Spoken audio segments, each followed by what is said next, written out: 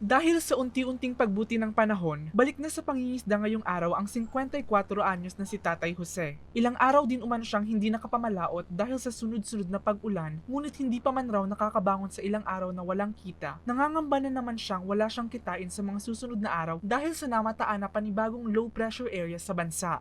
Ngayon, paglaot ko, kahit walang nabibili, walang huli, 2 kilo, pang ulam na lang namin. Ayon sa Pag-asa, alas 3 kaninang madaling araw nang pumasok sa Philippine Area of Responsibility ang LPA na may tsansang maging bagyo sa mga susunod na araw at papangalan ng Bagyong Dante.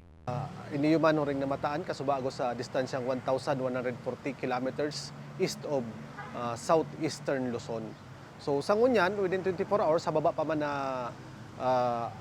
man ang tsansa na mabilog ini sa sarong bagyo, pero sa mga masunod na aldaw, di man hinahali ang posibilidad na posibleng maging bagyo man iniyo sa mga masunod na aldaw. Sa ngayon, wala pa daw na magiging epekto ang binabantayang LPA sa buong rehiyon, subalit patuloy na makakaranas ang Kabikulan ng mga kalat-kalat na pag-uulan dahil sa southwest monsoon o hanging habagat na inaasahang mas papalakasin pa ng LPA. May pa man kitang heavy rainfall warning.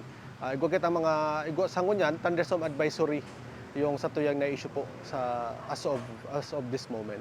So sa mga masunod na aldaw, possible kung magkusog ang mga paguran or magdagos-dagos sa mga paguran dahil nga sa pwedeng ma-enhance na southwest monsoon or posible man maka-apekto yung LPA digi sa may Bicol. Dahil tayo hinahali yung tsansa na tibaad mag-issue man kita ng mga heavy rainfall warning. Sa ngayon, patuloy pa ring binabantayan ng ahensya ang naturang sama ng panahon at muling nagpapaalala sa publiko na mag-ingat at maging alerto, lalo na yung mga nasa flood at landslide-prone areas. Para sa mga balitang Tatak Bicol, Mel Moral.